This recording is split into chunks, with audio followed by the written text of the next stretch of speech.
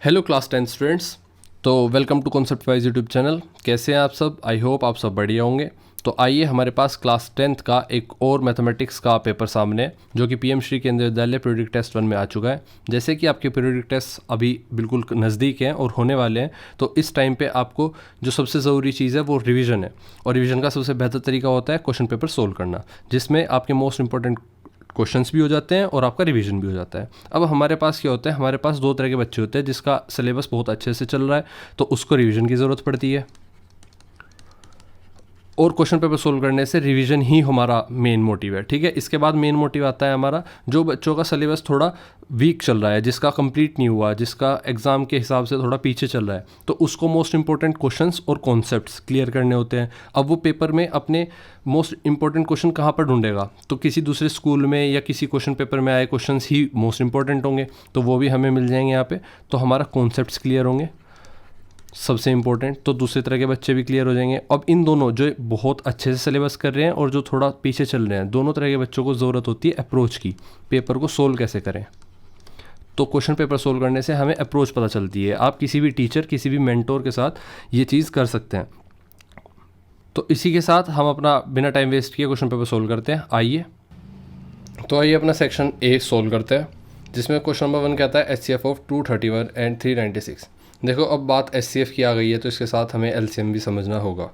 देखो, जैसे कि हमने कहा कि हम मोस्ट इंपॉर्टेंट कॉन्सेप्ट्स क्लियर करते चलेंगे, तो HCF और LCM आपका सबसे इंपॉर्टेंट क्वेश्चन है जो आपके पेपर में आएगा ही आएगा। तो आइए समझ लेते हैं हाईएस्ट कॉमन फैक्टर क्या होता है, जो कि होता है HCF की। HCF और LCM को समझ लेते हैं। तो HCF होता है आपका हाईएस्ट कॉमन फैक्टर और LCM होता है आप least common multiple. Least common multiple. अब इससे तात्पर्य क्या है? देखो, आप हाईएस्ट कॉमन फैक्टर को ऐसे समझे, मान लीजिए आपके पास दो नंबर है, आपके पास है 12 और 18। अब इन दोनों को कौन सा ऐसा नंबर है जो सबसे बड़ा नंबर है और इन दोनों को डिवाइड करेगा? जैसे कि इन दोनों को 2 डिवाइड कर देगा, कम्प्लीटली डिवाइड कर देगा। इन दोनों को 3 भी कम्प्लीटली डिवाइड कर देगा। इसी तरह से इस सीरीज़ में इन दोनों को क्या 9 डिवाइड कर सकता है? सिर्फ एक को कर सकता है। क्या इन दोनों को 8 डिवाइड कर सकता है? किसी को नहीं कर सकता। 9 से बड़ा कोई डिवाइड कर सकता है? नहीं कर सकता। फिर 12 और 18 खुद एक अपने आप को डिवाइड कर सकेंगे। लेकिन अगर बात की जाए 6 की, तो 6 ऐसा सबसे बड़ा नंबर है जो इन दोनों को डिवाइड कर देगा। तो ये क्या हो गया? ये फैक्टर हो गया। ठीक है, 12 और 18 का ये क्या है? फैक्टर है, क्योंकि ये ऑब्वियसली ये छोटा है, फैक्टर छोटे ही होते हैं। तो ये क्या हो गया? Highest common factor. किन का? 12 और 18 का। वहीं LCM की बात कर लेते हैं। मान लीजिए आपके पास 4 और 6, इन दोनों के LCM निकालना है। तो LCM बेसिकली क्या होगा? Least common multiple. अब मल्टीपल की बात आई है तो 4, मान लीजिए 4 4 4 4 4 ऐसे एक सीरीज़ है, और यहाँ पर 6 6 6 6 6 एक सीरीज़ है। तो 4 4 4 यहाँ पर 8, इन दोनों को ऐड किया, तीनों को ऐड किया तो क्या हुआ? 12, चारों को ऐड किया तो क्या हुआ? 16। ठीक है, ऐसे ही 6 को दोनों को ऐड किया 12, तीनों को ऐड किया 18, चारों को ऐड किया 24। तो अब आप देखो कि लीस्ट कॉमन मल्टीपल, देखो मल्टीपल आगे भी मिलेंगे। जैसे ये 4 है और यहाँ पर एक और 4 ले लें हम, तो यहाँ पर ये 20 हो जाएगा इन सब का जोड़, और लास्ट वाले तक का जोड़ क्या हो जाएगा? 24। तो 24 और 24 यहाँ पर भी मल्टीपल है, बट पूछा गया है कि लीस्ट। तो लीस्ट कॉमन मल्टीपल कौन सा होगा? 12। लीस्ट कॉमन मल्टीपल दोनों में 12 आ रहा है। एक और एग्जांपल की तरह से समझते हैं कि smallest number that both 4 and 6 divide into. देखो, जैसे कि एक ऐसा सबसे छोटा नंबर जिसको ये दोनों कंप्लीटली डिवाइड कर सकते हो, तो 12 सबसे छोटा ऐसा नंबर है जिसको ये दोनों कंप्लीटली डिवाइड कर सकते हैं। तो 12 क्या हो गया? LCM हो गया किसका? 4 6 का LCM हो गया। अब आप समझे। इसी तरह से अब हम अपने क्वेश्चन पर आते हैं। क्वेश्चन कहता है HCF ऑफ 231 और 396।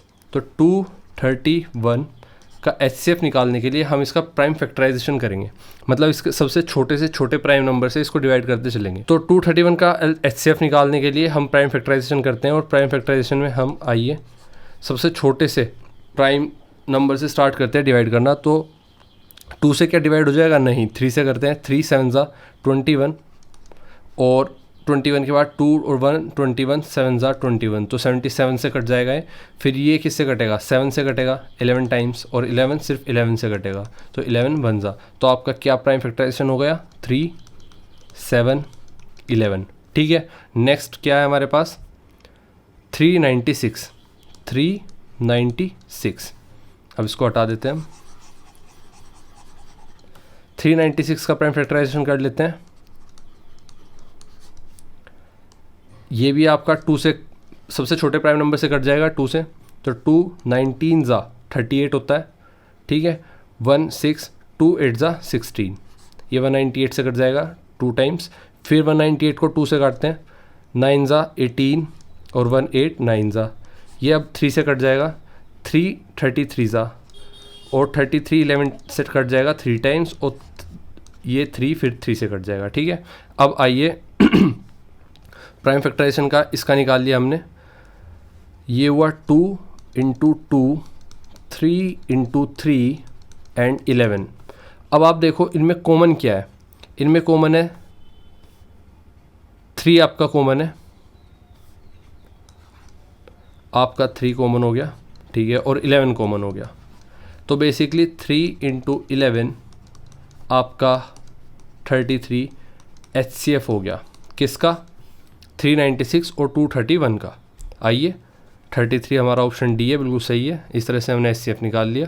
ठीक है, पहले हम दोनों का प्राइम फैक्टराइजेशन कर लेंगे और मोस्ट कॉमन टर्म निकाल लेंगे, और उनका मल्टीप्लिकेशन ही HCF होगा।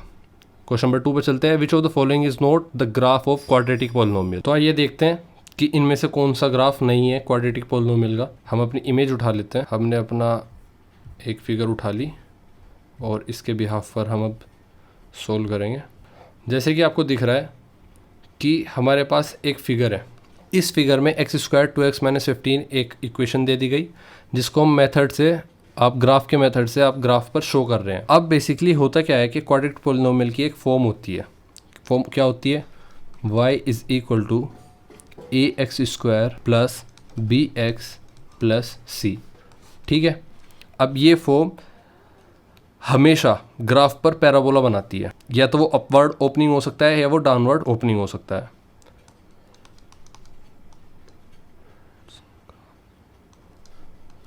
इट्स ग्राफ इज ऑलवेज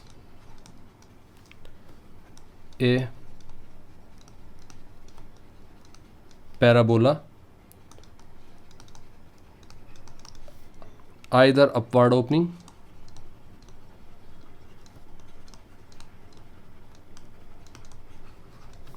और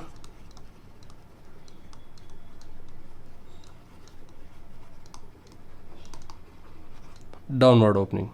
ठीक है, जिसमें a ग्रेटर देन 0 होगा और इसमें a स्मॉलर देन 0 होगा। और हमारे पास जो ऑप्शंस गिवन है उनमें से एक ऑप्शन में 2 से ज़्यादा x एक्सिस पर 3 स्पॉट पर इंटरेक्ट कर रहा है। ये x एक्सिस से जो आपकी वेव है वो 3 जगह से कट कर रही है, और ये पॉसिबल नहीं है। तो ऑप्शन डी बिल्कुल सही ऑप्शन होगा कि ये ग्राफ पॉसिबल नहीं है। ठीक है, ये ग्राफ क्वाड्रेटिक पॉलिनोमियल का ग्राफ नहीं हो सकता। नेक्स्ट क्वेश्चन की तरफ बढ़ते हैं। क्वेश्चन नंबर 3 कहता है the pair of equation 9x + 3y + 12 = 0 and 18x + 6y + 26 = 0 have a unique solution. Option B कहता है exactly 2 solutions, C infinitely many solutions, और डी नो सॉल्यूशंस। आइए इसको सोल्व करते हैं। देखिए होता क्या है कि जो क्वेश्चन नंबर 3 में कहा गया ये बात है, ये आपको पूरा समझना होगा। पहले आपको समझना होगा कि इसकी फॉर्म क्या है। जो a1x + b1y + c1 है = 0, और a2x + b2y + c2 है = 0। अगर ये दो इक्वेशन में a1/a2 का ratio is not equal to b1/b2, then it is unique solution. ठीक है, ये बात क्लियर हुई। अब अगर a1/a2 = b1/b2 है और is not equal to c1/c2 होगा, तो ये क्या होगा, ये हमेशा क्या देगा, ये a1/a2 = b1/b2 is not equal to c1/c2, तो ये क्या होगा, नो सॉल्यूशन। ये कभी कोई सोल्यूशन नहीं दे रहा इसका मतलब। और लास्ट में आपका एक इक्वेशन होती है, ये तो आपकी हो गई। एक तीसरी इक्वेशन होगी आपकी, अगर a1/a2 is equal to b1/b2 और इज इक्वल टू c1/c2, अगर ये तीनों ही इक्वल है, ठीक है, तो इसमें क्या होगा, इनफाइनाइट सॉल्यूशंस आएंगे। क्या आएंगे? इनफाइनाइट सॉल्यूशंस आ जाएंगे। तो अब देखते हैं, अब अपने क्वेश्चन पर चलते हैं। अब हमारी इक्वेशंस क्या कह रही हैं? हमारी इक्वेशंस कौन सी है? 9x + 3y + 12 = 0। दूसरी इक्वेशन कह रही है हमारी 18x + 6y, 18x + 6y + 26 = 0। अब ये दो इक्वेशन हमें मिलके क्या पूछ रही है कि इसमें यूनिक सॉल्यूशन होगा, नो सॉल्यूशन होगा या इनफाइनाइट सॉल्यूशन होगा। इसमें देख लेते हैं a1/a2 क्या होगा। a1/a2 होगा 9/18, फिर b1/b2 क्या होगा 3/6 और c1/c2 क्या होगा 12/26। अभी देख लेते हैं इक्वल होंगे या नहीं होंगे, क्या इनकी इक्वेशन होगी। तो 9/18 होगा 1/2 इज इक्वल टू 3/6 भी 1/2 होगा और इज़ नॉट इक्वल टू होगा 12/26, क्योंकि ये 6/13 हो जाएगा। क्या हो जाएगा? 6/13, जो कि नॉट इक्वल टू c1/c2 होगा। तो ये इक्वेशन से हमने क्या सीखा था? इस इक्वेशन से हमने सीखा था कि इसका कोई सॉल्यूशन नहीं होगा। तो हमारा ऑप्शन डी बिल्कुल सही होगा, नो सॉल्यूशन, क्योंकि a1/a2 b1/b2 के तो इक्वल है, बट ये is not equal to c1/c2। आइए क्वेश्चन नंबर 4 पर चलते हैं। क्वेश्चन नंबर 4 कहता है if A B C are in A P then a-b divide by b-c is equal to. देखो क्वेश्चन तो सिंपल है, लेकिन आपका बेस भी क्लियर होना चाहिए। तो उस बेस को क्लियर करने के लिए मैं समझाता हूँ आपको। अगर आपकी एक ऐसी सीरीज जिसका डिफरेंस सिमिलर हो, जिसका डिफरेंस सेम हो और वो एडिशन या सब्सट्रैक्शन के रूप में हो, ठीक है। मान लीजिए एक ए पी है आपके सामने 1 2 3, ये एक ए पी हो गई। अब इसमें 1 क्या हो गया? ए इज इक्वल टू 1 हो गया। डिफरेंस क्या होगा? a1 हो गया आपका 1, a2 माइनस a1 डिफरेंस हो गया, जो कि हो गया 1। और इसमें n कितने हो गए? 3 टर्म हो गई। कितनी टर्म हो गई? 3 टर्म हो गई। अब इसको देखते हैं, डिफरेंस क्या होगा? इन दोनों का डिफरेंस, इन दोनों का डिफरेंस। तो 2 - 1 मतलब कि b माइनस के a, ठीक है, ये डिफरेंस होगा आपका, या फिर c माइनस के b, ये दोनों डिफरेंस होंगे। अब आइए बात कर लेते हैं कि b की वैल्यू, ये अगर b है, ये c है और ये a था, तो क्वेश्चन में a - b divide by b - c पूछा गया है। a - b divide by b - c पूछा गया है, ये क्वेश्चन में पूछा गया है। अब आप देखोगे कि b की वैल्यू क्या है? b की वैल्यू है a प्लस ये जो डिफरेंस है, अगर a में हम डिफरेंस प्लस कर देंगे तो 2 आ जाएगा, मतलब कि b की वैल्यू आ जाएगी, तो a प्लस d। और वहीं b के साथ हमें c की वैल्यू निकालनी है, तो c में क्या होगा? a में plus d and plus d, मतलब कि प्लस 2d कर देंगे। c में a प्लस 2d कर देंगे तो c आ जाएगा। अगर आपके पास ये दोनों वैल्यू आ जाएंगी तो इन दोनों वैल्यू को पुट करते हैं a माइनस बी में और b माइनस सी में। तो b क्या है आपका? a plus D, a minus a plus D, और नीचे क्या आ गया? b की वैल्यू रखी है आपने a plus D minus c की वैल्यू क्या है? a plus 2d। अब इसको सोल्व करेंगे अगर, तो a माइनस डी ये आपका ऊपर आ गया, और नीचे क्या आएगा आपका? a plus D minus a minus 2d। अब ऊपर क्या आ गया? a से a कट गया, माइनस का d ऊपर आ गया, और नीचे a से a कटा और d में से 2d गया तो माइनस का d आ गया, तो माइनस से माइनस गया और d से d कटा, तो आपका आंसर क्या आ गया? 1। और ये एक और तरीके से कर सकते थे आप, a माइनस बी, अगर आप एक सीरीज़ आपने मानी ली थी, मान लीजिए आपने एक ए पी मान ली थी 1 2 3, तो आप डायरेक्ट ए में बी माइनस कर दीजिए, ए माइनस बी कर दीजिए, मतलब a 1 - 2। इससे आप क्या कर सकते थे? आप डायरेक्ट आंसर लाने के लिए 1 - 2 और b माइनस सी क्या था? b आपका था 2 और 3, 2 - 3, ऊपर क्या आ जाता? -1, नीचे क्या आ जाता? 2 - 3 -1, और ये कट के क्या बन जाता? 1। तो आपका आंसर 1 डायरेक्ट भी आ जाता, क्योंकि ये 1 एक क्वेश्चन का नंबर है, तो आप डायरेक्ट सिर्फ ए पी पुट करके कर सकते हैं। तो इस तरह से हमने क्या किया? आंसर आ गया ऑप्शन ए। नेक्स्ट क्वेश्चन तक बढ़ते हैं सेक्शन बी में, 1 मार्क फॉर ईच क्वेश्चन।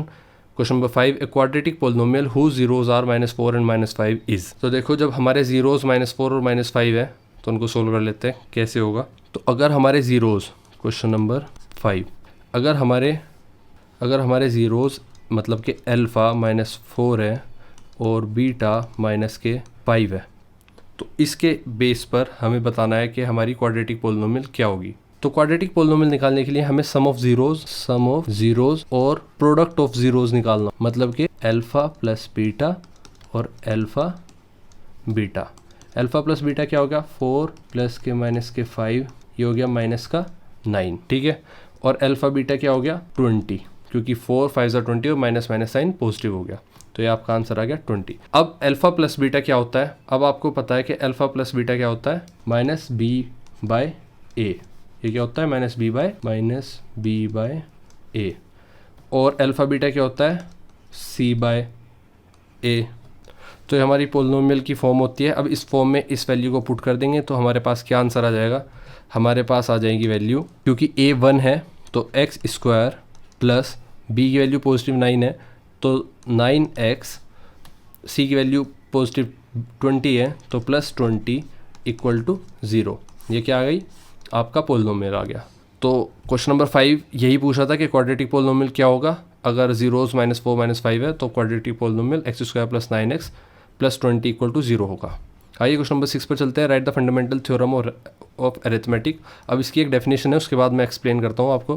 पहले इसकी डेफिनेशन लिख लेते हैं क्वेश्चन नंबर 6 की। क्वेश्चन नंबर 6 में जो कंपोजिट नंबर होते हैं बेसिकली, अब कंपोजिट नंबर वो होते हैं जो प्राइम नंबर से, मतलब प्राइम नंबर में तो सिर्फ क्या होता है कि प्राइम नंबर खुद और 1 से ही डिवाइड हो सकता है, लेकिन इन दोनों के अलावा मतलब 2 से ज़्यादा फैक्टर होंगे जिसके, वही कंपोजिट नंबर कहलाता है। तो every composite number can be expressed as the product of primes and this factorization is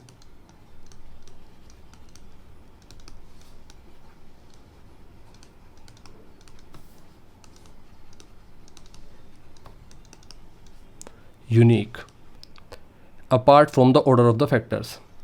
Apart from the order of the factors. अब इसका तात्पर्य क्या है मैं समझाता हूँ आपको। जैसे कि आप, हमारे पास एक फिगर है, इस फिगर में हमने फैक्टराइजेशन कर रखा है 240 का। अब सभी 240 में से अगर फैक्टराइजेशन करेंगे, अगर इसमें मैं इसको मैं बड़ा कर लूँ,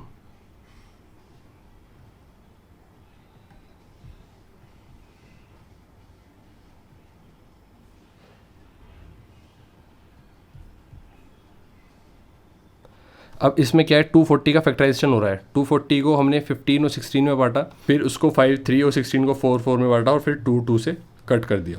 तो अब आप देखोगे जिस पैटर्न में ये जिसके इसके फैक्टर्स बनेंगे, तो हमेशा हर कंपोजिट नंबर का जो फैक्टर की सीरीज होगी वो अलग प्राइम फैक्टर बनेंगे। मतलब इनका ऑर्डर तो अलग, ऑर्डर को छोड़ दो आप, लेकिन ये 15 16 और फिर इसके बाद फाइनली जो 5 3 2 2 2 2 आया, ये 240 के साथ ही बैठ सकता है, किसी और के साथ कभी नहीं बैठेगा। तो यही आपका क्या होता है, फंडामेंटल थ्योरम ऑफ अरिथमेटिक होती है कि एवरी कंपोजिट नंबर, हर composite number can be expressed as the product of primes. ये एक्सप्रेस किया जा सकता है किसी भी, जैसे 6 है, 6 को अब 2 और 3 की मल्टीप्लिकेशन के बाद हमारे पास 6 आता है, तो इसका मतलब है जो 6 कंपोजिट नंबर है इसको हम कैसे शो कर सकते हैं, 2 प्राइम नंबर की मल्टीप्लिकेशन से। अब मान लीजिए कोई भी नंबर लेते हैं हम जो प्राइम नंबर नहीं होगा, कोई भी पॉजिटिव इंटीजर कंपोजिट नंबर कहलाएगा। अब मैंने जैसे आपको बता दिया कंपोजिट नंबर कौन से होते हैं, जैसे कि 7 है, 7 और 1 और 7 से ही डिवाइड होगा सिर्फ, लेकिन 7 अगर किसी भी 2 नंबर से ज़्यादा, वो खुद और 1 से ज़्यादा उसके फैक्टर हैं, तो वो कंपोजिट नंबर कहलाएगा। अब कंपोजिट नंबर कोई भी होगा, मान लीजिए 18 होगा, तो इसकी मल्टीप्लिकेशन, इसका जो फैक्टराइजेशन करेंगे प्राइम फैक्टराइजेशन, वो प्राइम नंबर के मल्टीप्लिकेशन से इसको शो किया जा सकता है 100%। Every composite number can be expressed as the product of primes and this factorization is unique. हर फैक्टराइजेशन यूनिक होगा, मतलब कि हर बार अगर 240 की जगह हम 242 लेंगे तो जो प्राइम फैक्टराइजेशन होगा अब वो यूनिक होगा इससे, और ये हर कंपोजिट नंबर के साथ होगा। ठीक है, यही हमारी क्या है, फंडामेंटल थ्योरम ऑफ अरिथमेटिक है। आइए क्वेश्चन नंबर 7 पर आते हैं। क्वेश्चन नंबर 7 कहता है the equation 2x² + kx + 3 = 0 has 2 equal roots, then the value of k is. तो क्वेश्चन नंबर 7 देख लेते हैं। तो देखो हमारे पास क्या है, 2x² + kx + 3 = 0 for a x square plus b x plus c equal to 0। अब हमारे पास, हमें पता है ये इस फॉर्म में लिखा होता है, ये एक फॉर्म है क्वाड्रेटिक इक्वेशन की, ठीक है, जिसके जीरोज होते हैं अल्फा और बीटा मान लेते हैं। इसने कहा है क्योंकि अल्फा और बीटा इक्वल है, तो अल्फा और बीटा इक्वल हैं तो हम बीटा को भी अल्फा के इक्वल रख लेते हैं। तो हम कहेंगे कि दोनों अल्फा, दोनों जीरोज़ क्या है, अल्फ़ा है, ठीक है, एक बात हुई। अब सम ऑफ ज़ीरोज़ क्या होता है, अल्फ़ा प्लस बीटा क्या होता है, माइनस बी बाय ए, और प्रोडक्ट ऑफ ज़ीरोज़ क्या होता है, सी बाय ए। इतना क्लियर हुआ। अब क्योंकि हमें पता है बीटा के बराबर अल्फ़ा है, क्योंकि ये दोनों इक्वल हैं, तो अल्फ़ा प्लस अल्फ़ा कितना हो गया, 2 अल्फ़ा, मतलब प्लस अल्फ़ा माइनस के बी बाय ए, तो ये 2 अल्फ़ा हो गया माइनस के बी बाय ए। और वहीं अल्फा इंटू अल्फा क्या चलेगा, अल्फा स्क्वायर, क्योंकि अल्फा की अल्फा से मल्टीप्लाई करी गई, क्योंकि दोनों जीरोस इक्वल है, equal to C divide by A. अब सी की वैल्यू क्या है, सी की वैल्यू है 3, यहाँ से इक्वेशन फर्स्ट से हमने ली 3 डिवाइड बाय ए कितना है 2, तो अल्फा कितना हो गया, प्लस माइनस अंडर रूट 3/2। इसका स्क्वायर कहाँ पर चला गया, 3/2 के ऊपर, ये अंडर रूट लिया तो प्लस माइनस में जाता है अंडर रूट हमेशा, तो अल्फा की वैल्यू क्या आ गई, प्लस माइनस अंडर रूट 3। अब इसकी वैल्यू अल्फा में पुट कर देंगे यहाँ पर, तो 2 इंटू अल्फा कितना है, plus minus under root 3/2 equal to minus B by A. और बी और ए की वैल्यू कितनी थी, बी माइनस के, बी की वैल्यू क्या थी, देखो बी की वैल्यू क्या थी, के, तो यहाँ पर क्या लेंगे के, और ये माइनस का था पहले से तो माइनस साइन। ए की वैल्यू क्या थी 2, और ये 2 इंटू ब्रैकेट में प्लस माइनस अंडर रूट 3/2, ठीक है। 2 ऊपर जाएगा,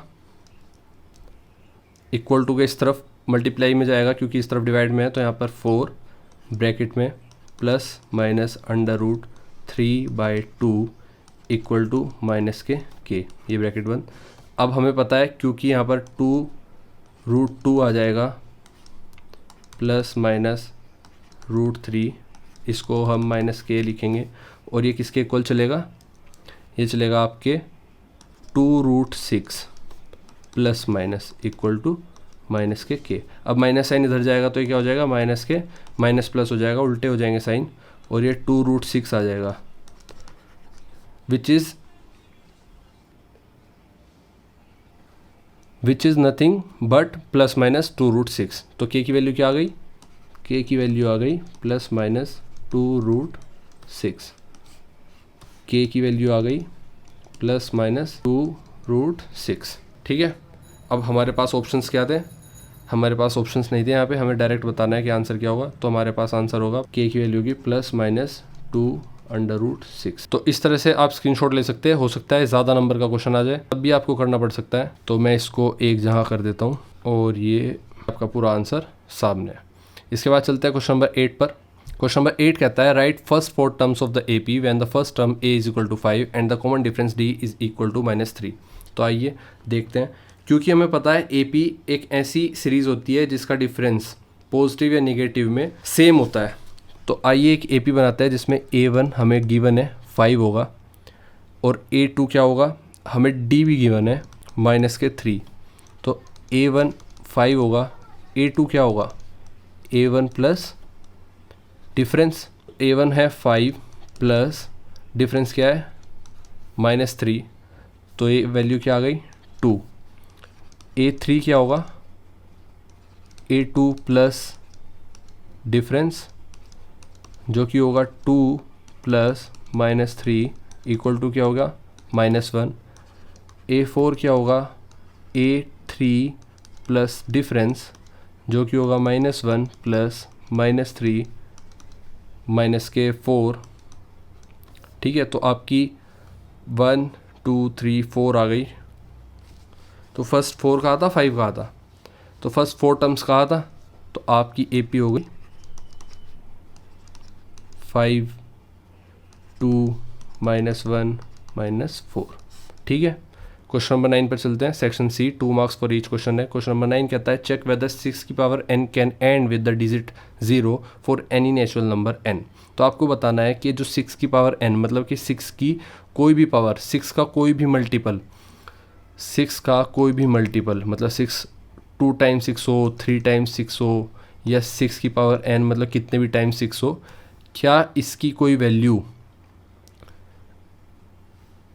लास्ट कर सकती है, उसके लास्ट डिजिट 0 हो सकती है for any natural number n। मतलब कि 6 की पावर 4 रखेंगे, 6 की पावर 7, 707 या 7071 कुछ भी रखेंगे, तो कभी उसकी जो वैल्यू आएगी क्या वो लास्ट कर सकती है 0 के साथ?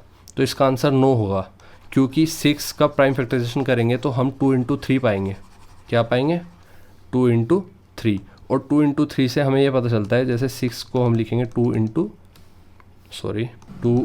3, इससे पता चलता है हमें जब भी 0 कब आएगा, जब प्राइम फैक्टराइजेशन में 2 और 5 होना ही होना चाहिए। अब 5 कभी आएगा नहीं तो ये कभी होगा नहीं। तो आइए इसकी एक्सप्लेनेशन लिख लेते हैं। क्वेश्चन नंबर 9 का answer, 6 equal to 2 into 3, it will never have factor 5, that is 6 की power n can never be end in 0। ठीक है, इसके साथ हमने क्लियर किया। क्वेश्चन नंबर 10 पर आते हैं। 2 rails are represented by the equation x plus 2y minus 4 equal to 0 and 2x plus 4y minus 12 equal to 0। Will the rail cross each other? तो पूछ रहा है क्या ये रेल्स कभी एक दूसरे को क्रॉस करेंगी। तो 2 रेल की पटरी है जिनकी इक्वेशन ये दी गई है, तो पूछा गया है क्या ये कभी एक दूसरे को क्रॉस करेंगी। तो क्वेश्चन नंबर 10 के लिए हम सोल्व करते हैं। आइए इक्वेशंस हैं वो लिख लेते हैं पहले। x plus 2y equal to 4 और 2x plus 4y equal to 12। तो ये 2 इक्वेशंस हमारे पास हैं। वी नीड टू चेक, सबसे पहले हम चेक करेंगे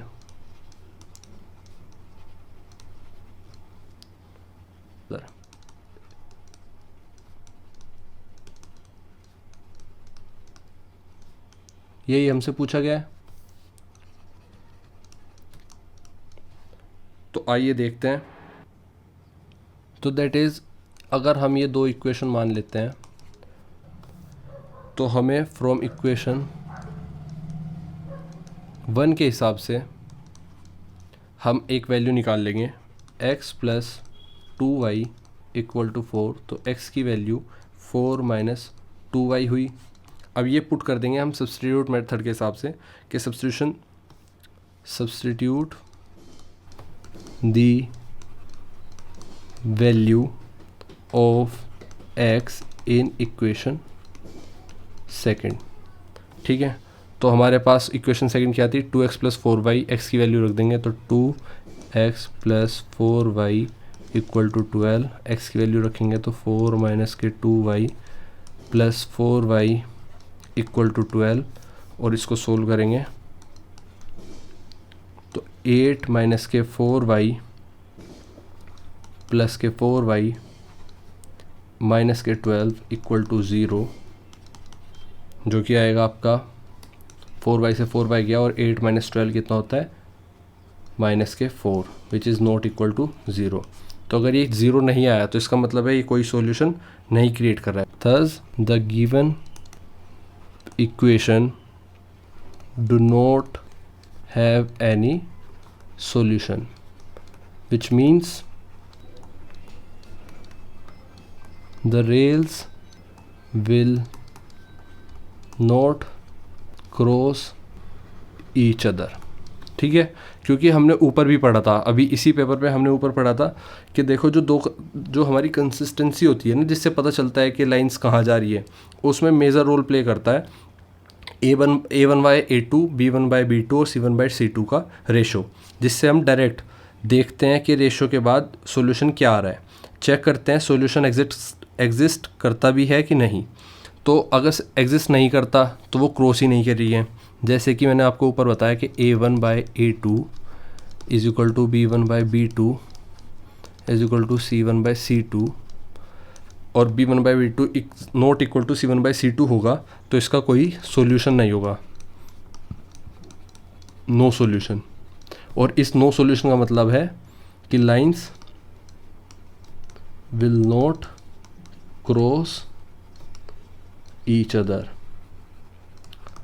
ठीक है, इसके बाद आता है आपके पास और भी 2 केस आते हैं, जिसमें मैंने आपको बता दिया था। और 2 केस कौन से आते हैं आपके पास, और 2 ये केस आते हैं, 1 case, 2 case, 3 case, infinite solution, unique solution और नो सॉल्यूशन। तो नो सॉल्यूशन में लाइन क्रॉस नहीं करती एक दूसरे को। और ये हमें कैसे प्रूफ हुआ, अब इक्वेशन को डायरेक्ट इस इक्वेशन में रख के देख लेते हैं, a1/a2 b1/b2 वाली में। तो हमारे पास क्या था, x + 2y मतलब कि a1 क्या है, a1 है 1, और सेकंड इक्वेशन में क्या है 2x, तो a2 क्या है 2। अब देख लेते हैं b1 क्या है, b1 में b1 है 2 और b2 है 4, तो ये भी 1/2 और 1/2 हुआ, दोनों इक्वल हुए। और c1/c2 में c1 है -4 और c2 है -12, जो कि कट के 1/3 हुए, which is not equal to 1/2। तो इससे भी डायरेक्ट पता चल गया हमें कि नो सॉल्यूशन। और अगर सॉल्यूशन नहीं है तो मैंने ये लाइन लिखवाई आपको ऊपर, thus the given equation do not have any solution which means the rails will not cross each other. ठीक है, तो ये आपका पूरा आंसर हो गया इक्वेशन के हिसाब से भी, और ये हमने जो कंसिस्टेंसी के रूल बताए थे उसके हिसाब से भी। आइए नेक्स्ट क्वेश्चन की तरफ बढ़ते हैं। Question number 11, find the roots of the quadratic equation 6x² - x - 2 = 0। तो आपको सिंपल क्वाड्रेटिक इक्वेशन दी गई है, इसके रूट्स निकालने।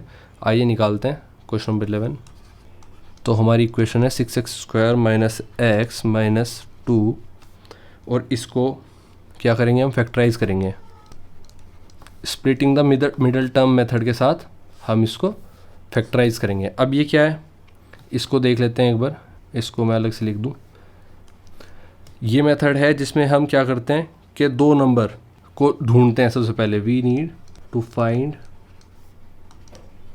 2 नंबर्स हुज सम, जिनका सम कितना होगा, जिनका सम b के इक्वल होगा, जो यहाँ पर x का मल्टीपल है ना उसके बराबर होगा, जो कि होगा -1। और प्रोडक्ट कितना होगा, a और c के प्रोडक्ट के जितना, मतलब कि 2 और 6, -2 × 6। ठीक है, अब देख लेते हैं, सोल्व करते हैं। तो 6² - x - 2 = 0, ये हमारी इक्वेशन है। वो 2 नंबर छांटते हैं, 6x² - 4x + 3x - 2 = 0। तो x में से हमने ये 2 नंबर निकाल लिए जिसका सम -x आएगा और मल्टीप्लिकेशन करने के बाद -12। तो 6x² और 4x में से हमने क्या लिया, कॉमन ले लिया, क्या 2x। तो हमने लिया 2x कॉमन, और 6x में बचा आपका 3x - 2, प्लस आपने यहाँ पर 3 कॉमन ले लिया, 1 कॉमन ले लिया, और आपका 3x - 2 = 0। तो आपके ज़ीरोज़ क्या हो जाएंगे, 2x + 1 और 3x - 2 ब्रैकेट बंद = 0। और इनको आप 2x + 1 को 0 के इक्वल रखेंगे तो x आ जाएगा आपका -1/2, और वहीं 3x - 2 को 0 के इक्वल रखोगे तो x आ जाएगा 2/3। तो आपके क्या ज़ीरोज़ आएंगे, आपके ज़ीरोज़ आ गए ये। अब हैंस x = -1/2 और 2/3 are the roots of the given equation। ठीक है, इस तरह से हमने क्वेश्चन नंबर अपना 11th सोल्व कर लिया।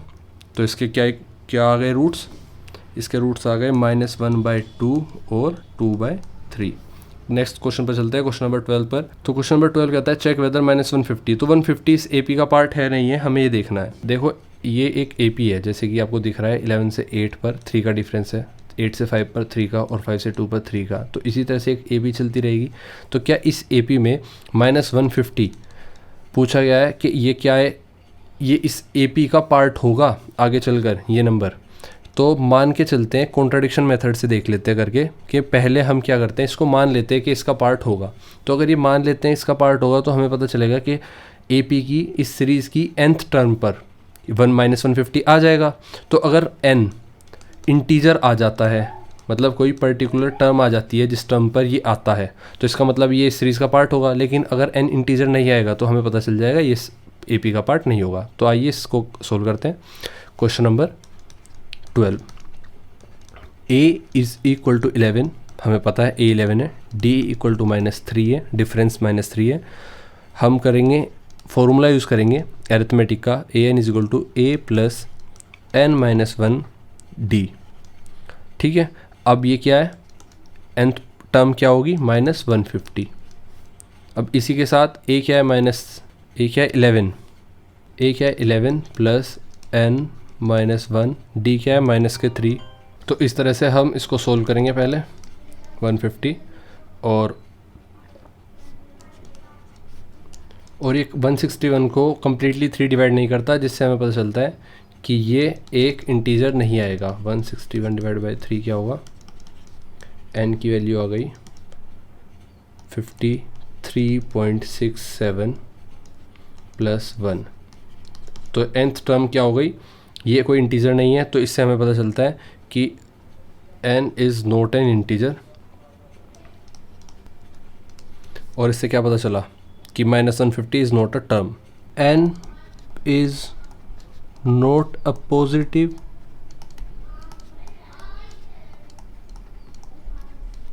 Integer, that is why 150 minus की जो टर्म थी is not a term of the given AP 11, 8, 5, 2 dash because n should be positive. ठीक है, इसके बाद चलते हैं नेक्स्ट क्वेश्चन की तरफ। क्वेश्चन नंबर 13 पर चलते हैं। सेक्शन डी का 3 मार्क्स फॉर ईच क्वेश्चन है। 13 क्वेश्चन कहता है प्रूव दैट 3 - 2√5 इज़ इरेशनल। अब देखो इरेशनल टर्म आई है तो हमें इरेशनल और इरेशनल पता होना चाहिए। तो आइए देख लेते हैं, इरेशनल और इरेशनल ये हमें पता होना चाहिए। तो इरेशनल के बारे में पूछा गया है। Irrational number are the subset of real number that can not be expressed in the form of P/Q where P and Q are integer and Q is not equal to 0। ये आपका irrational number हो गया।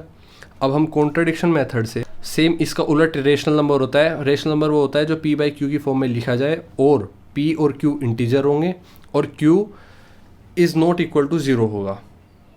ठीक है, irrational number are the subset of real number that can not be expressed, इस form में express नहीं किया जा सकता, जैसे रूट की टर्म हो गई √7, √5। तो ठीक है, इस तरह से कॉन्ट्रडिक्शन मेथड देखते हैं। हम मान के चलते हैं, हमसे जो पूछा गया है वो कहा गया है कि ये इरेशनल नंबर है, ये प्रूफ करो, चेक करो। तो हम उसको रेशनल मान के चलेंगे। अब रेशनल मान के चलने में क्या होगा कि हम उसको P/Q की फॉर्म में लिख सकते होंगे। ठीक है, तो कॉन्ट्रडिक्शन मेथड का यूज़ करेंगे हम। Let it be rational, x equal to 3 - 2√5 इसकी बात की गई है, इसको हमने रेशनल मान लिया। अब 2√5 में अब देखो आप क्या होगा कि x - 3 इक्वल टू -2√5 और 3 - x divide by 2 is equal to √5। तो अब क्योंकि हमने माना था, हमने इस टर्म को रेशनल माना था, लेकिन अगर ये रेशनल होती तो √5 के इक्वल ना होती। और हमें पता है यहाँ पर कॉन्ट्रडिक्शन काम कर गया, कॉन्ट्रडिक्शन होगा यहाँ पे √5 is hence proved it is irrational। ठीक है, क्या किया हमने, हमें कहा गया था कि इसको इरेशनल प्रूफ करो, हमने इसको रेशनल मान लिया। अब रेशनल मान लिया तो ये P/Q की फॉर्म में लिखा जाना चाहिए। अब क्योंकि ये P/Q की फॉर्म में लिखा जाना चाहिए तो हमने क्या किया, इसको x के इक्वल रख दिया। अब x के इक्वल रखने के बाद ये सारी वैल्यू, अब x किसके इक्वल था, P/Q के। अब ये सारी टर्म किसके इक्वल आ गई, 3 - x/2 √5 के। अब हमें पता है √5 तो रेशनल होता ही नहीं, लेकिन हमने इसको रेशनल माना था तो √5 भी रेशनल होना चाहिए, लेकिन √5 तो क्या है, इरेशनल टर्म है। तो अगर √5 इरेशनल है तो hence proved it is irrational. What के 3 minus 2√5 is irrational. Next question तो बढ़ते हैं। क्वेश्चन नंबर 14 कहता है find a quadratic polynomial each with the given numbers as a sum and product of its zeros respectively 1/4 and -1।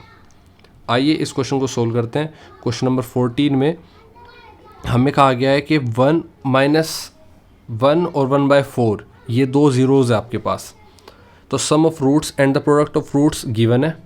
Question number 14, sum of roots, the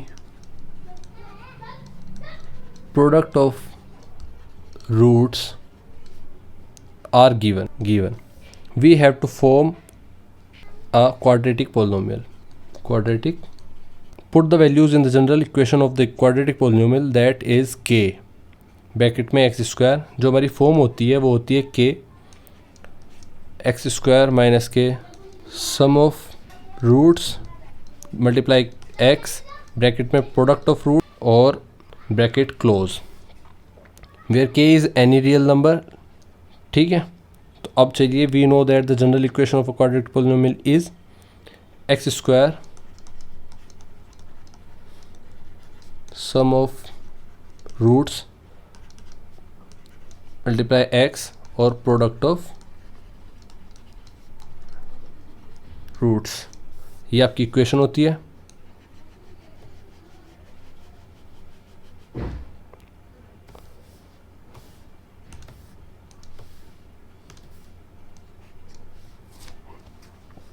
अब आपने इसमें put करना है जो आपको गिवन है, तो एक्स स्क्वायर माइनस के ब्रैकेट में 1/4 एक्स प्लस ब्रैकेट में -1, ये आपको गिवन था, आपने पुट कर दिया, इक्वेशन बनी एक्स स्क्वायर माइनस के 1/4 एक्स माइनस के 1।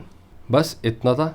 आपको सम ऑफ रूट्स गिवन था, आपको प्रोडक्ट ऑफ रूट्स गिवन था। ये इक्वेशन का फॉर्म होती है, सम ऑफ रूट्स बीच में आता है एक्स के साथ, एक्स स्क्वायर बाहर होता है के के साथ।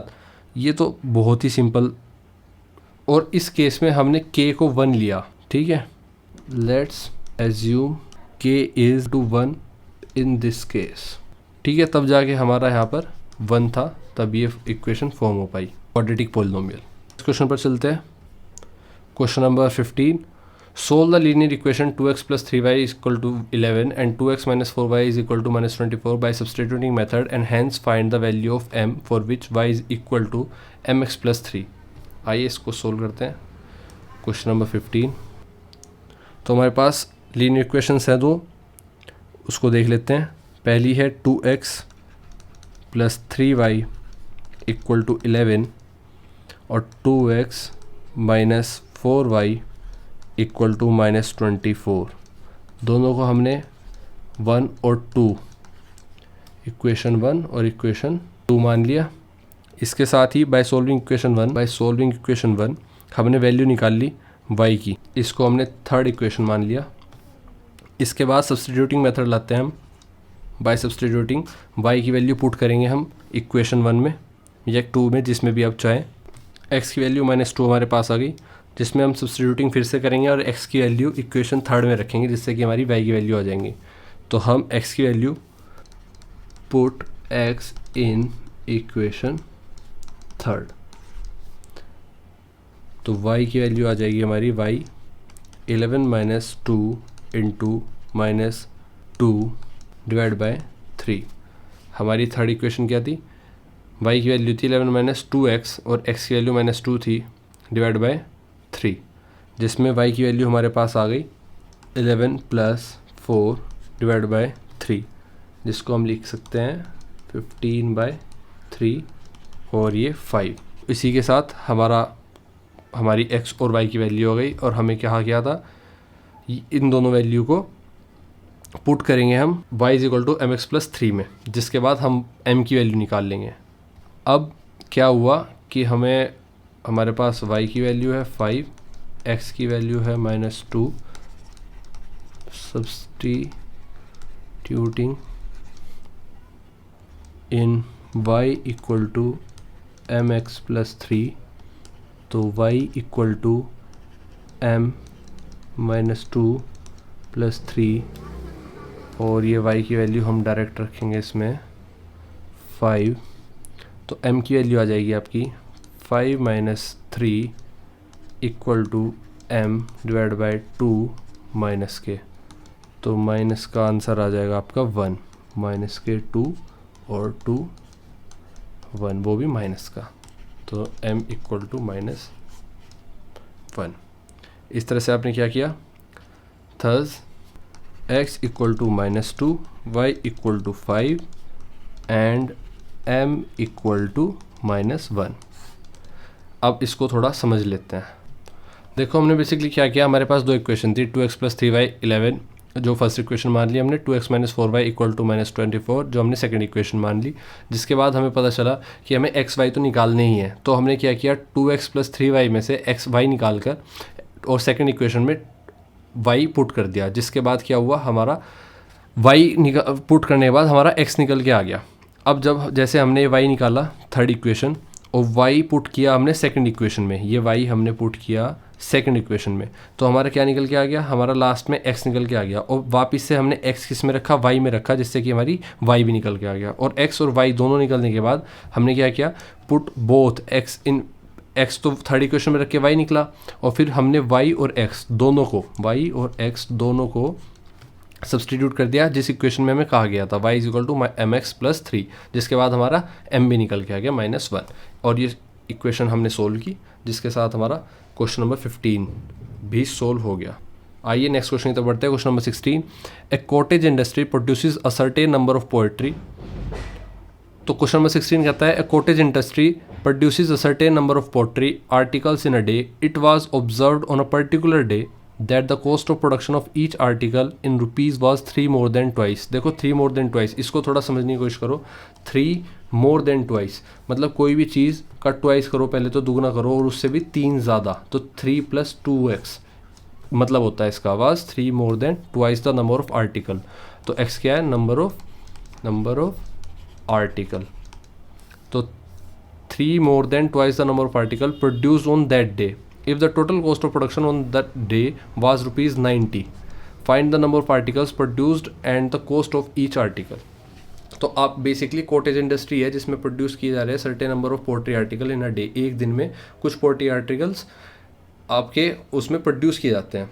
It was observed on a particular day, एक दिन देखा गया कि cost of production of each article was, जो कॉस्ट ऑफ प्रोडक्शन है, जो मतलब आपके पैसे लग रहे हैं किस चीज़ को बनाने में, वो 3 ज़्यादा लग रहे हैं नंबर ऑफ आर्टिकल्स। एक दिन में जितने भी आर्टिकल प्रोड्यूस हो रहे हैं, मान लो एक दिन में 10 आर्टिकल प्रोड्यूस हो रहे हैं, उसके दुगने से 10 का दुगना 20 और 20 से भी 3 रुपये ज़्यादा, मतलब 10 आर्टिकल पर 23 रुपये लग रहे हैं। If the total cost of production on that day was, अगर एक दिन में जो प्रोडक्शन हुई थी आर्टिकल की ऑन दैट डे, उसका कॉस्ट 90 रुपीज़ थी एक दिन पर, तो हमें पता करना है कि find the number of articles produced and cost of each article. तो उस दिन कितने नंबर ऑफ आर्टिकल प्रोड्यूस हुए और ईच आर्टिकल की कॉस्ट क्या रही होगी। आइए देखते हैं क्वेश्चन नंबर 16। तो पहले मान लेते हैं x, let the number of article produced in one day be x, let the number of article produced in one day be x। Therefore, the cost of each article will be 3 more than twice the number of article। ये given है। The total cost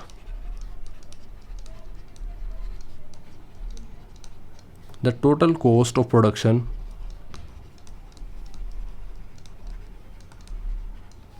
is equal to cost of each article into total number of articles. ठीक है भाई, जितने total number of article होंगे, एक article की जितनी भी कॉस्ट होगी उससे मल्टीप्लाई कर देंगे। जैसे मान लो एक टॉफ़ी 2 रुपये की है, तो 10 टॉफ़ी कितने की होगी, 2 से मल्टीप्लाई कर देंगे, इस तरह से आपका आंसर आ जाएगा। तो ये आपने टोटल कॉस्ट ऑफ प्रोडक्शन निकाल ली। अब let use this relationship to form a quadratic equation. तो use this relationship to form quadratic equation, जिसमें कहता है कि 3 + 2x, ये तो एक की हो गई और एक की हो गई, और नंबर ऑफ आर्टिकल कितने हैं x, और फिर टोटल नंबर ऑफ कॉस्ट आ गई 90। भाई टोटल नंबर ऑफ कॉस्ट की टोटल हमारा कितने रुपए लग रहे हैं एक दिन में, 90 रुपये लग रहे हैं, और नंबर ऑफ़ आर्टिकल कितने हैं, एक्स है, और नंबर ऑफ़ आर्टिकल के प्राइस कितना है, 3 + 2x है। तो इसको फॉर्म करने के बाद 3x + 2x square equal to 90, और 3x + 2 90, और इसको हम लिख सकते हैं 2x स्क्वायर + 3x - के 90 इक्वल टू 0। ये आपने बिल्कुल परफेक्ट फॉर्म में लिख लिया। अब इसको सोल्व करते हैं। तो 2x स्क्वायर स्प्लिटिंग मेथड से 15x - के 12x, अब इनका सम कितना होना चाहिए, इनका सम 3x आना चाहिए, और प्रोडक्ट कितना आना चाहिए, 180 आना चाहिए। तो आपका ये 180 आ रहा है, 15 12 180, वो भी माइनस के इक्वल टू 0। इसमें से x हमने कॉमन लिया तो 2x - के प्लस के 15, और यहाँ पर हमने 12 कॉमन लिया, और यहाँ पर हमने 6 कॉमन लिया इट में 2x + के 15 इक्वल टू 0। अब x - के 6 ब्रैकेट बंद 2x + के 15 इक्वल टू 0। अब आप इसके ज़ीरोज़ निकाल लेंगे 6, और यहाँ पर 2x + 15 equal to 0, x equal to -15/2। ठीक है, तो दो वैल्यू आपके सामने आ गई, -15/2। Number of articles can not B negative, तो ये होगी नहीं, क्योंकि number of articles can not B negative. तो x इक्वल टू 6 हमारा सही होगा, तो देयरफॉर x इक्वल टू 6 बिल्कुल सही है। और कॉस्ट ऑफ ईच आर्टिकल कितनी होगी, cost of each article equal to 3 + 2x था, तो 3 + 2 6, और 15 आ गई, ₹15 हो गया। और cost of each article is ₹15, number of article produced is 6, number of produced article is 6 in a day. ठीक है, इस तरह से आपने पूरा क्वेश्चन सोल्व कर लिया। अब इसको समझाता हूँ थोड़ा सा। देखो पहले क्या किया हमने, एक दिन में जितने भी प्रोडक्शन हो रहा था आर्टिकल का वो x मान लिए। कॉस्ट ऑफ ईच आर्टिकल हमें दी गई थी कि 3 ज़्यादा है, उसकी दुगनी कीमत, मतलब अगर 10 प्रोडक्शन हो रहा है, 10 चीज़ का प्रोडक्शन हो रहा है, तो उसकी कॉस्ट जो एक दिन की कॉस्ट होगी ईच आर्टिकल की, वो 10 का दुगना से 3 ज़्यादा है। The cost of each article will be 3 + 2x, और the total cost of production कितनी होगी, ऑब्वियसली एक आर्टिकल की cost multiplied number of article से कर देंगे जितने भी होंगे। फिर उसके बाद हमने इस रिलेशनशिप से इक्वेशन बनाई, इक्वेशन हमने पूरी क्वाड्रेटिक इक्वेशन लिख ली, 2x square + 3x - 90 equal to 0। इसको सोल्व किया, सोल्व करने के बाद माइनस नेगेटिव नहीं आएगी, क्योंकि x क्या था हमारा, नंबर ऑफ आर्टिकल था। अब नंबर ऑफ आर्टिकल हमारे नेगेटिव तो हो नहीं सकते, तो x equal to 6, number of article 6 हो गए। और हमने कॉस्ट ऑफ ईच आर्टिकल कितनी थी हमारी, 3 + 2x जो कि गिवन थी, उसमें x की वैल्यू पुट करी तो हमारे पास कॉस्ट ऑफ ईच आर्टिकल 15 आ गई। और कॉस्ट ऑफ ईच आर्टिकल 15 है, नंबर ऑफ प्रोड्यूस आर्टिकल 6 हो गए इन अ डे, और अगर हम इनकी मल्टीप्लाई करेंगे तो हमारा 90 आंसर आ जाएगा, जो कि गिवन था कि एक दिन में इतने रुपये का प्रोडक्शन हो रहा है। आइए नेक्स्ट क्वेश्चन तो बढ़ते हैं, क्वेश्चन नंबर 17, और हमारा 17 क्वेश्चन है, find the zeros of the following quadratic polynomial and verify the relationship between the zeros and the coefficient. और हमारी इक्वेशन है 6x² - 3 - 7x। तो 6, आइए इसको सोल्व कर लेते हैं। बेसिकली क्या है, पेपर में कहा है कि जीरोज फाइंड करने हैं क्वाड्रेटिक पोलिनोमियल के, और वेरीफाई करना है relationship between the zeros and the coefficient, और उसको प्रूव करना है।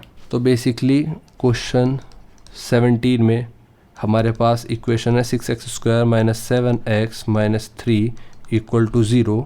इसको हम लिख सकते हैं 6x² - 9x, स्प्लिटिंग मेथड करेंगे। अब बीच का इनका सम 7x आना चाहिए, माइनस का 7x, तो 2x में से -9x करेंगे तो -7x आ जाएगा, फिर माइनस का 3, और इनकी मल्टीप्लाई करेंगे तो 6 3 = 18, इन दोनों का प्रोडक्ट आना चाहिए, जो कि आ रहा है माइनस का 18 x²। भाई x की x से मल्टीप्लाई हो गई तो माइनस का 18x² आ गया। अब स्प्लिटिंग मेथड से इसको सोल्व करेंगे तो हमारे रूट्स आ जाएंगे निकल के, तो 3x कॉमन ले लेंगे, तो 2x - के 3 प्लस के 1 कॉमन ले लेंगे, 2x - के 3 equal to 0, 3x + 1 equal to 0, और आपका 2x - 3 इक्वल टू 0, जिसमें कि x इक्वल टू -1/3 आया यहाँ पर, और यहाँ पर x इक्वल टू 3/2 आया। तो आपकी दो रूट्स आ गए। Let's considered x equal to 3/2।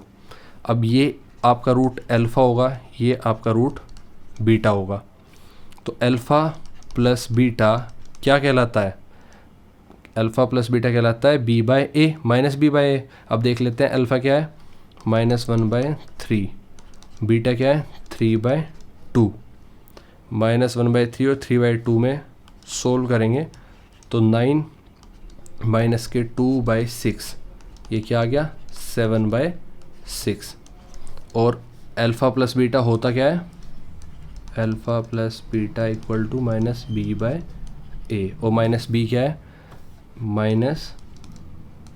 -7 divide by ए क्या है 6, तो माइनस माइनस प्लस हो जाएगा, ये आ गया 7/6।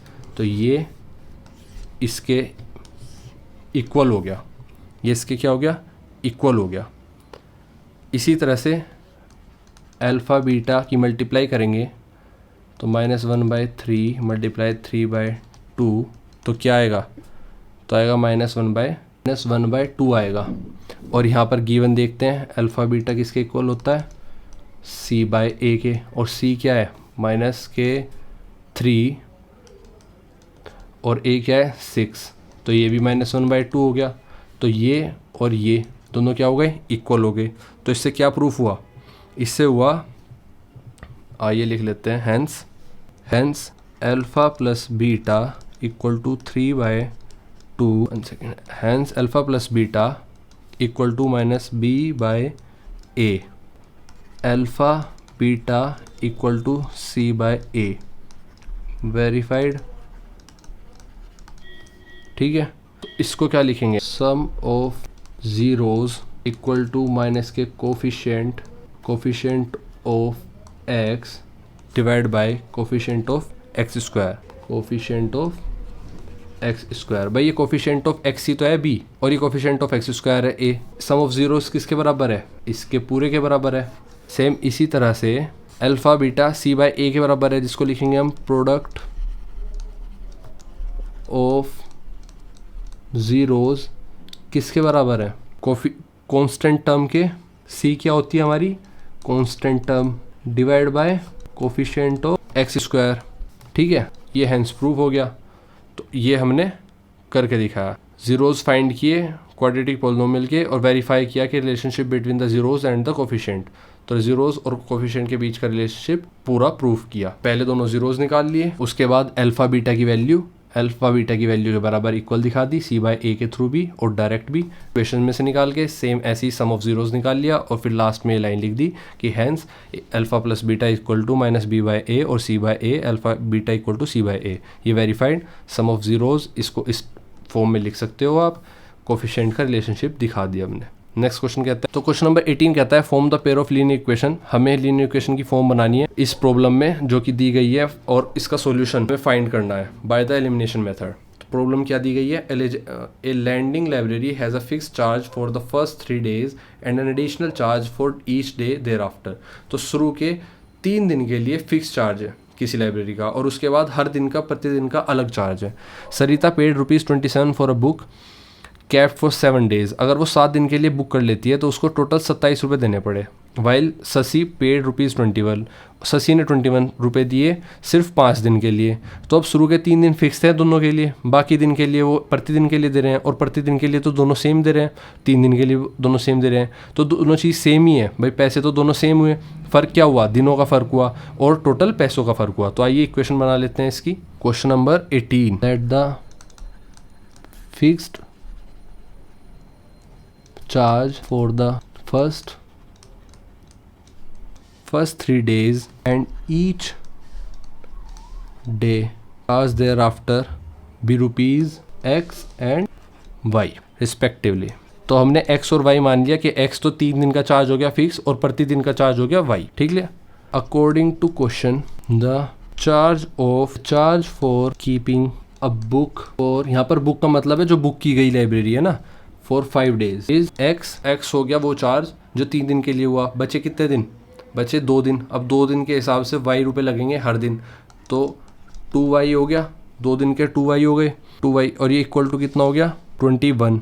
और सेम चीज़ फॉर 7 days, ये फॉर 7 days हो गया एक्स प्लस भाई 3 दिन के लिए एक्स हो गया, उसने 7 डेज़ करा तो बचे कितने दिन, 3 दिन। 3 दिन के लिए कितने लगेंगे वाई, ये कितने हो गए 27।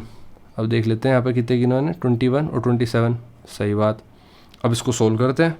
Equation 1 equation 2 by subtracting equation 1 from equation 2, x plus 3y equal to 27 में से x plus 2y equal to 21 minus करेंगे तो आपके पास x से x गया, 3 में से 2 गया, y बचा, और 27 में 1 गया, 6 बचा।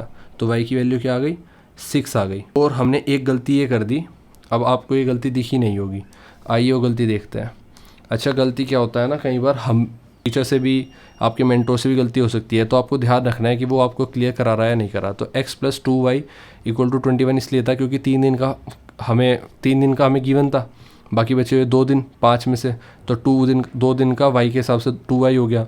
सेम 7 डेज़ के हिसाब से 7 में से 3 दिन का गिवन था, तो यहाँ पर कितना होगा 4y, तो सेम यहाँ पर होगा 4y में से 2 गया 2y, और y की वैल्यू आ गई आपकी 3।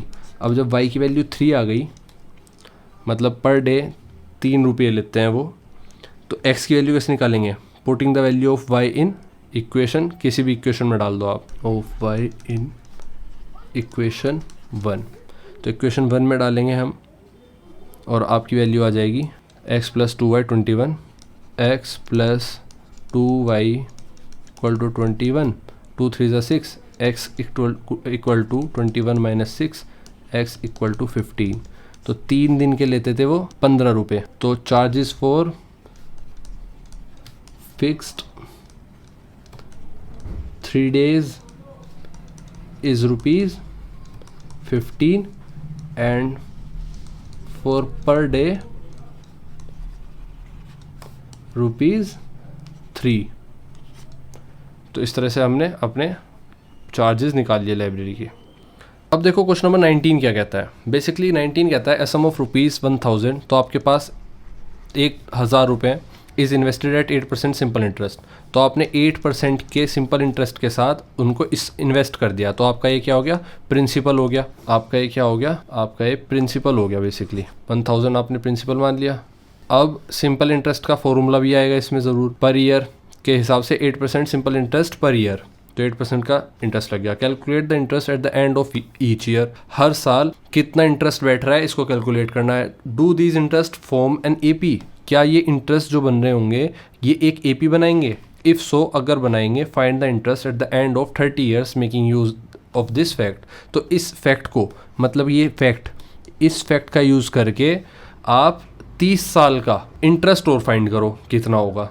तो P तो हमने डायरेक्ट देख लिया 1000 होगा, रेट देख लिया हमने 8% होगा, और साल पहले हमने देखा कि हमें कहा गया ईच ईयर के लिए निकालना है, मतलब AP फाइंड करने के लिए हमें कम से कम 3 साल का निकालना पड़ेगा, 3 इयर्स का इंडिविजुअली, मतलब पहले first year, second year, third year, तब जाके हम इसको देख पाएंगे कि AP बन सकती है नहीं।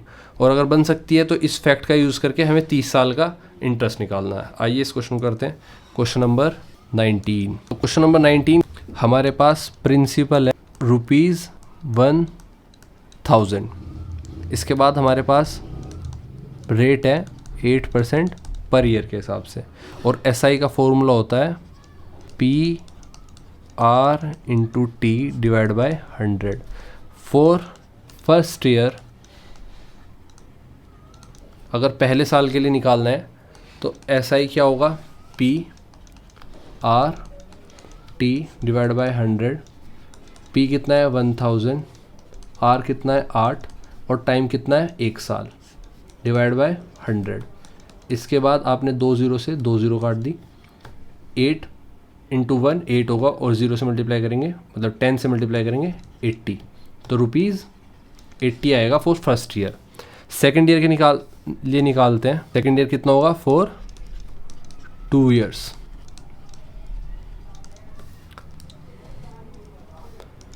फॉर 2 इयर्स निकालेंगे तो SI हो जाएगा आपका PR/T/100।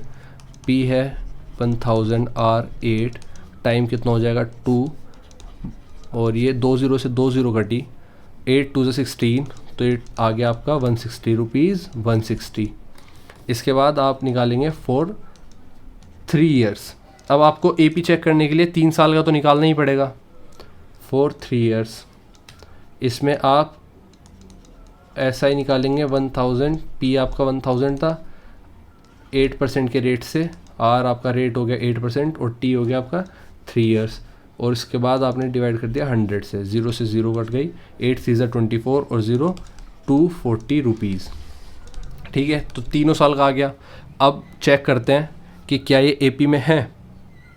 तो हमारे पास जो सीरीज़ आई 80, 160 और 240।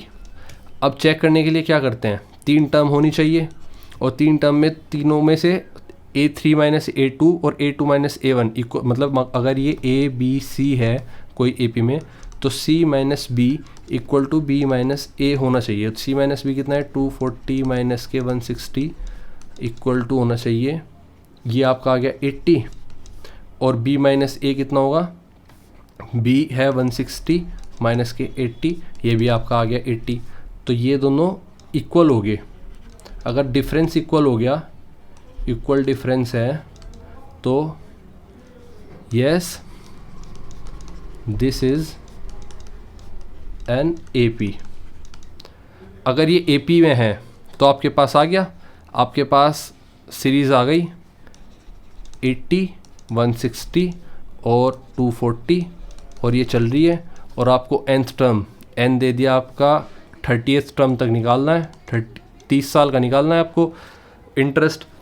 तो A हो गया आपका 80, डिफरेंस हो गया वो भी 160 माइनस 80 मतलब 80 और nth टर्म हो गई आपकी 30।